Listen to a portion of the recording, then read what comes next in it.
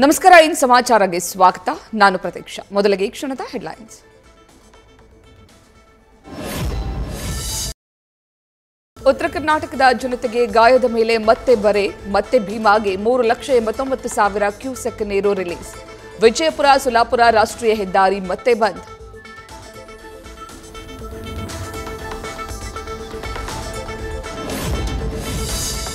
ಮಹಾರಾಷ್ಟ್ರದಲ್ಲಿ ಭಾರೀ ಮಳೆ ಹಿನ್ನೆಲೆ ನೀರು ಬಿಡುಗಡೆ. ರಾತ್ರಿ 8 ಗಂಟೆಗೆ ಜಿಲ್ಲಾಡಳಿತದಿಂದ ನೀರು ಬಿಡುಗಡೆ ಮಾಹಿತಿ. ನೀರು ಬಿಡುಗಡೆ ಬೆನ್ನಲ್ಲೇ ಭೀಮಾ ಪಾತ್ರದಲ್ಲಿ ಮತ್ತಷ್ಟು ಆತಂಕ.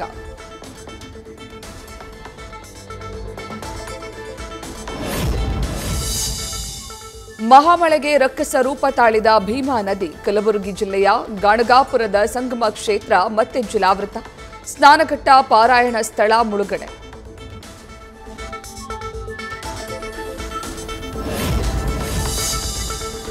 ಮಹಾರಾಷ್ಟ್ರದ ಧಾರಾಕಾರ ಮಳೆಯಿಂದ ರಾಜ್ಯದಲ್ಲಿ ಅತಿವೃಷ್ಟಿ. ಇಂದು ಸಿಎಂ ಸಿದ್ದರಾಮಯ್ಯರಿಂದ ವೈಮಾನಿಕ ಸಮೀಕ್ಷೆ. ಕಲಬುರಗಿ, ವಿಜಯಪುರ, ಯಾದಗಿರಿಯಲ್ಲಿ ಪ್ರವಾಹ ಪೀಡಿತ ಪ್ರದೇಶಗಳ ಪರಿಶೀಲನೆ.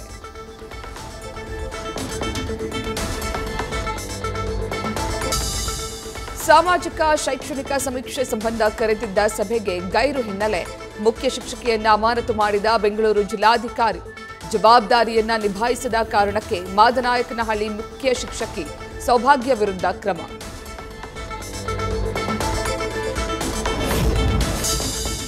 ಗಡಿಪಾರು ಆದೇಶದ ವಿರುದ್ಧ ಕೋರ್ಟ್ ಮೆಟ್ಟಿಲೇರಿದ ತಿಮರೋಡಿ. ಇಂದು ಹೈಕೋರ್ಟ್ನಲ್ಲಿ ತಿಮರೋಡಿ ಅರ್ಜಿ ವಿಚಾರಣೆ.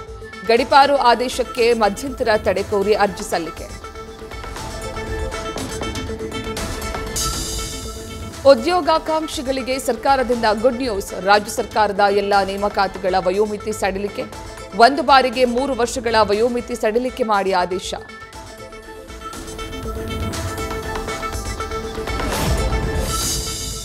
ಕಿದ್ವಾಯಿ ಆಸ್ಪತ್ರೆಯಿಂದ ಖೈದಿ ಪರಾರಿ ಪ್ರಕರಣ ಸುಖಾಂತ್ಯ. ಸಿದ್ದಾಪುರ ಪೊಲೀಸರಿಂದ ವಿಜಯಪುರದಲ್ಲಿ ಚೇತನ್ ಕಲ್ಯಾಣಿ ಬಂಧನ.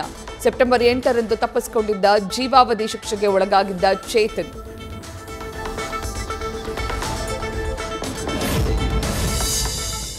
ವಿಶ್ವವಿಖ್ಯಾತ ದಸರಾ ಜಂಬೂ ಸವಾರಿಗೆ 2 ದಿನ ಬಾಕಿ. ಜಂಬೂ ಸವಾರಿಯಲ್ಲಿ ಭಾಗಿಯಾಗಿರುವ ಆನೆಗಳ ಪಟ್ಟಿ ಘೋಷಣೆ. ಅಂಬಾರಿ ಆನೆಯಾಗಿ ಅಭಿಮನ್ಯು, ಕುಮ್ಕಿ ಆನೆಗಳಾಗಿ ಕಾವೇರಿ, ರೂಪ ಆಯ್ಕೆ.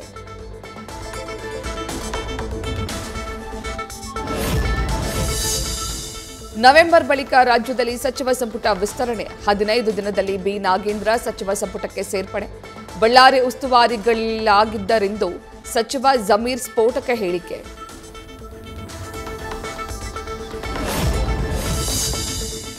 ಕರೂರು ಕಾಲ್ತುಳಿತ ದುರಂತ ಪ್ರಕರಣದಲ್ಲಿ ಮೊದಲ ಬಂಧನ. ಕರೂರು ಟಿವಿಕೆ ಜಿಲ್ಲಾ ಕಾರ್ಯದರ್ಶಿ ಮತಿಯಾ ಜಗ್ಗನ್ ಅರೆಸ್ಟ್. ವಿಜಯ್ ತಡವಾಗಿ ಬಂದಿದ್ದೇ ಕಾಲ್ತುಳಿತಕ್ಕೆ ಕಾರಣ ಅಂತ ಎಫ್ಐಆರ್ನಲ್ಲಿ ಉಲ್ಲೇಖ.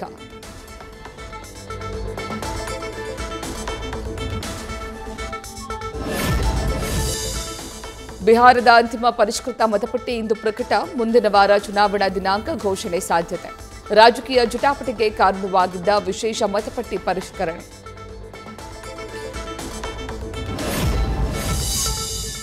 ಇಸ್ರೇಲ್ ಗಾಜಾ ಸಂಘರ್ಷ ಅಂತ್ಯಕ್ಕೆ ಟ್ರಂಪ್ ಹರಸಾಹಸ. 20 ಅಂಶಗಳ ಒಪ್ಪಂದಕ್ಕೆ ನೇತನ್ಯಾಹು ಒಪ್ಪಿಗೆ ಹಾಕಿರುವುದು ಟ್ರಂಪ್ ಹೇಳಿಕೆ.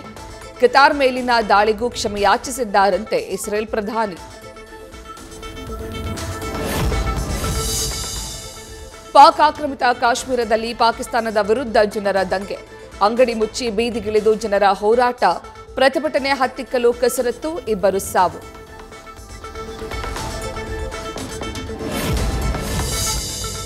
ಖಲಿಸ್ತಾನಿ ವಿರೋಧಿ ಲಾರೆನ್ಸ್ ಬಿಷ್ಣೋಯ್ ಗ್ಯಾಂಗ್ ಭಯೋತ್ಪಾದಕ ಸಂಘಟನೆ. ಕೆನಡಾ ಸರ್ಕಾರದಿಂದ ಘೋಷಣೆ.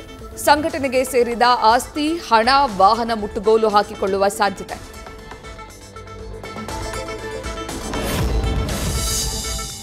ಏಷ್ಯಾ ಕಪ್ ಸಿಗದಿದ್ರೂ ಟ್ರೋಫಿಗಾಗಿ ಭಾರತ ಸಮರ. ಟ್ರೋಫಿ ಪದಕ ನಮ್ಮವು, ಕೊಡದಿದ್ರೆ ಐಸಿಸಿಗೆ ದೂರು ನೀಡೋದಾಗಿ ಬಿಸಿಸಿಐ ಎಚ್ಚರಿಕೆ. ಔಪಚಾರಿಕ ಕಾರ್ಯಕ್ರಮ ಆಯೋಜಿಸಿದ್ರೆ ಟ್ರೋಫಿ ಕೊಡೋದಾಗಿ ನಖ್ವಿ ಮೊಂಡಾಟ.